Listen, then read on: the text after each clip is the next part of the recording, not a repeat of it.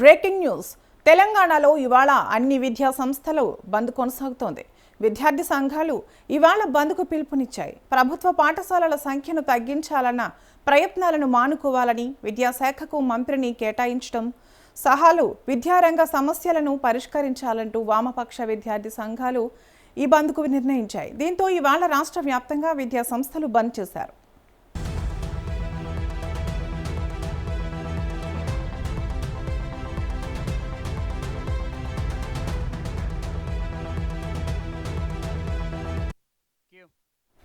సుదీర్ఘకాలంగా పెండింగ్లో ఉన్న విద్యా సంబంధిత సమస్యల పరిష్కారం కోరుతూ వామపక్ష విద్యార్థి సంఘాలు ఉమ్మడిగా ఈ బంద్కు పిలుపునిచ్చాయి.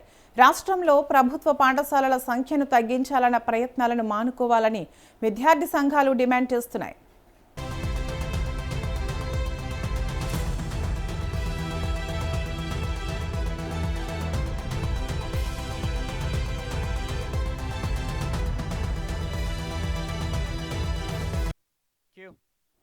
రాష్ట్రంలో ఖాళీగా ఉన్న ఉపాధ్యాయ పోస్టులను తక్షణమే భర్తీ చేయాలని, ప్రైవేటు కార్పొరేట్ విద్యా సంస్థల్లో ఇష్టారాజ్యంగా పెంచుతున్న ఫీజులను అరికట్టేందుకు తగిన నియంత్రణ చట్టం తేవాలని డిమాండ్ చేశారు. అద్దె భవనాల్లో నడుస్తున్న ప్రభుత్వ పాఠశాలలు, గురుకులాలకు తక్షణమే సొంత భవనాలను నిర్మించాలని, ప్రభుత్వ ఇంటర్ కాలేజీల్లో మధ్యాహ్న భోజన పథకాన్ని తక్షణమే అమలు చేయాలని డిమాండ్ చేస్తున్నాయి.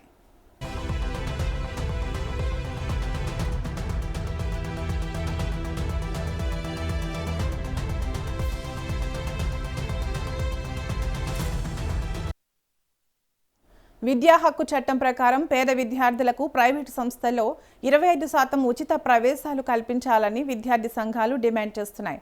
ప్రైవేటు విద్యా సంస్థల క్యాంపస్లలో పుస్తకాలు, నోట్బుక్స్, యూనిఫామ్లు అమ్ముతూ వ్యాపారం చేయడాన్ని కఠినంగా నిరోధించాలని కోరుతున్నారు.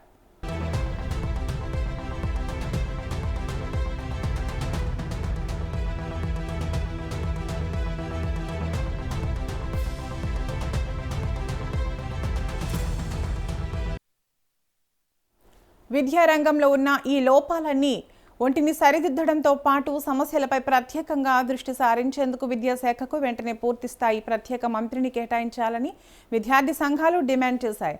ఈ సమస్యల పరిష్కార సాధన కోసం శుక్రవారం విద్యా సంస్థల మూసివేతతో నిరసన ఉధృతం చేయనున్నట్లు నాయకులు స్పష్టం చేశారు.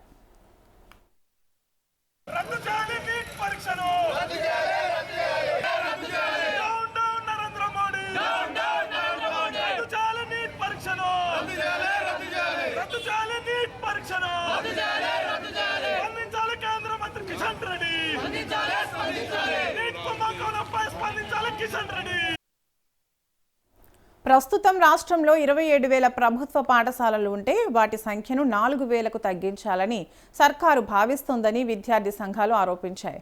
ఈ ప్రయత్నాన్ని మానుకోవాలని, ప్రైవేటు కార్పొరేట్ విద్యా సంస్థల్లో ఫీజులను నియంత్రిస్తూ చట్టం చేయాలని డిమాండ్ చేస్తున్నాయి. ఈ బంద్కు అన్ని విద్యా సంస్థలు సహకరించాలని విద్యార్థి సంఘాల నేతలు కోరుతున్నారు.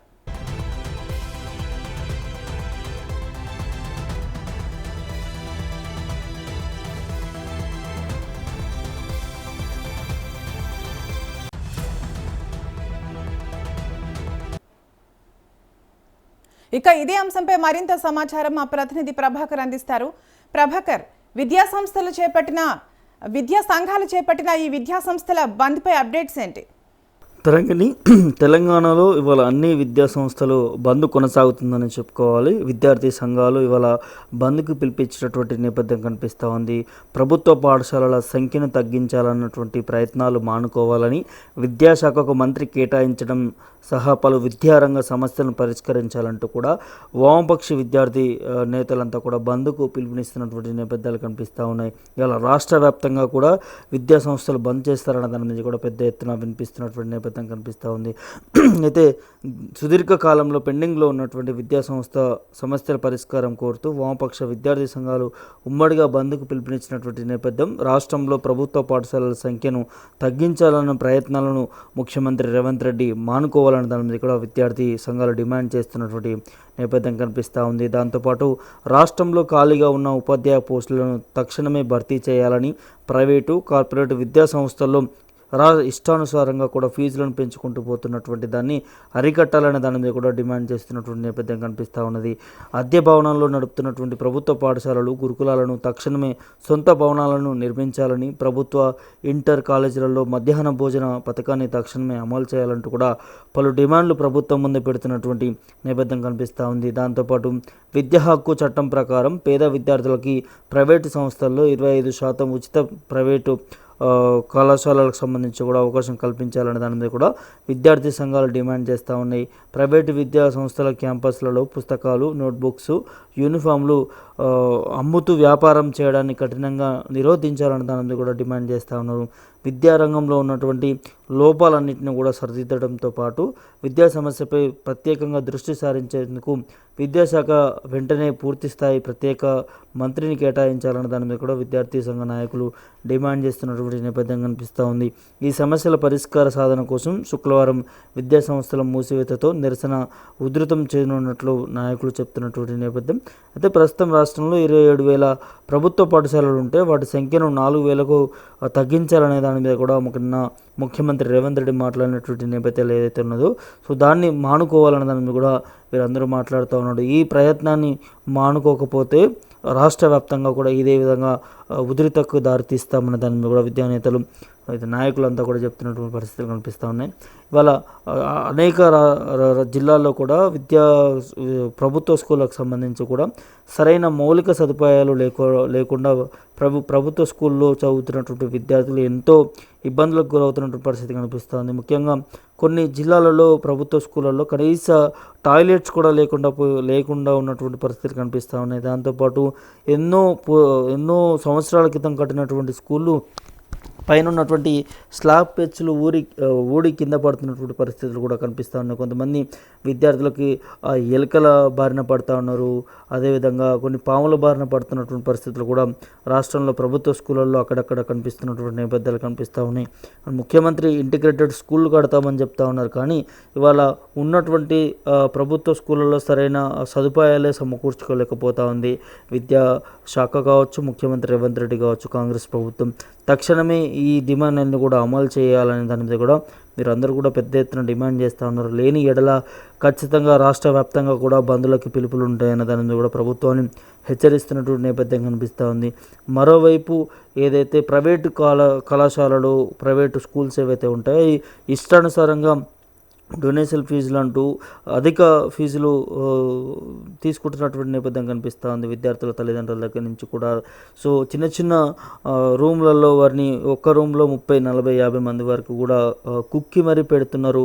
అందులో పాఠాలు సరిగా చెప్పట్లేదు, స్టాఫ్ సరిగా లేకున్నా కూడా ఇట్లా ఇష్టానుసారంగా ప్రైవేటు స్కూళ్ళు, కాలేజీలను స్కూళ్ళను నడుపుతున్నటువంటి నేపథ్యం కనిపిస్తుంది. కాబట్టి దాని మీద ఖచ్చితంగా చర్యలు తీసుకోవాలి. దాంతోపాటు విద్యా చట్ట అమలు చేయాలనే దాని మీద కూడా వారందరూ కూడా డిమాండ్ చేస్తున్నటువంటి పరిస్థితి కనిపిస్తూ ఉన్నది. సో మరి చూడాలి, ఈ విద్యార్థి నేతలు ఆందోళన అయితే పెద్ద ఎత్తున చేస్తూ ఉన్నారు. రాష్ట్ర వ్యాప్తంగా అన్ని స్కూల్స్, కాలేజీలు బంద్ చేస్తున్నటువంటి నేపథ్యం కనిపిస్తూ ఉంది. ఒకవేళ ప్రైవేట్ కాలేజీ కానీ స్కూల్ కానీ ఓపెన్ చేసి స్కూల్ రన్ చేస్తే మాత్రం ఖచ్చితంగా దాని మీద భౌతిక దాడులకు కూడా దిగుతామనే దాని మీద కూడా విద్యార్థి నాయకులు అందరూ కూడా చెప్తున్నటువంటి నేపథ్యం కనిపిస్తోంది. ఇటు వామపక్ష విద్యార్థి నాయకులు, అదేవిధంగా అన్ని సంఘాలు కూడా ఇందులో ఈ బంద్కి పాల్గొంటున్నట్టుగా తెలుస్తూ ఉన్నది. దీన్ని అన్ని యాజమాన్యాలు కూడా సహకరించాలనే దాని మీద కూడా పెద్ద ఎత్తున వారు పిలుపునిస్తున్నటువంటి నేపథ్యాలు కనిపిస్తూ ఉన్నాయి. తరంగిణి, అయితే ప్రభాకర్, ఈ బంద్పై ప్రభుత్వ స్పందన ఎలా ఉంది? అంటే ప్రభుత్వం మాత్రం తరంగిణి ముఖ్యమంత్రి రేవంత్ రెడ్డి ఇప్పటికే మాట్లాడుతూ వస్తూ ఉన్నాడు. విద్య ఉంటే చాలు, అందరికీ భవిష్యత్తులో ఎంత స్థాయికైనా వెళ్తారన్న దాని కూడా ముఖ్యమంత్రి మాట్లాడుతూ ఇంటిగ్రేటెడ్ స్కూళ్ళు నిర్మిస్తాము, అవి ప్రభుత్వ ఆధ్వర్యంలోనే నడుస్తాయి అనే దాని మీద కూడా ముఖ్యమంత్రి చెప్తున్నప్పటికీ దాంట్లో చాలా వరకు కూడా లోపాలు ఉన్నాయి. ఇంటిగ్రేటెడ్ స్కూల్స్ నిర్మించి ఇవాళ పేద విద్యార్థులకి విద్యను దూరం చేయాలని చూస్తున్నారు అనేది విద్యార్థి నాయకులు మాట్లాడుతూ ఉన్నారు. కానీ ప్రభుత్వం మాత్రం ఇంటిగ్రేటెడ్ స్కూళ్ళ వల్ల ప్రతి ఒక్క విద్యార్థి నాణ్యమైనటువంటి విద్య, అదేవిధంగా తన భవిష్యత్తును తీర్చిదిద్దడమే ఈ ప్రభుత్వం యొక్క ముఖ్య లక్ష్యం అన్న దాని మీద కూడా ముఖ్యమంత్రి రేవంత్ రెడ్డి ఇతను చెప్తా ఉన్నాడు. ఆ నేపథ్యంలోనే ఈ విద్యాశాఖ మంత్రిగా కూడా నేనే ఉన్నాను, వేరే వారికి కేటాయించినా కూడా సరిగా చూసుకోకపోవచ్చు, ఈ శాఖకు సంబంధించి ఫుల్ ఫ్లెడ్జ్డ్గా నేనే ఉండి ఎక్కడ ఏ ఇబ్బందులు లేకుండా కూడా చూసుకున్నటువంటి బాధ్యత నాది అనే దాని మీద కూడా ముఖ్యమంత్రి రేవంత్ రెడ్డి చెప్పాడు. మొన్న ఓయూకి సంబంధించి బహిరంగ సభలో కూడా ఉస్మానియా యూనివర్సిటీ కూడా ముఖ్యమంత్రి రేవంత్ రెడ్డి వెళ్ళడం జరిగింది, అక్కడ కూడా చెప్పడం జరిగింది.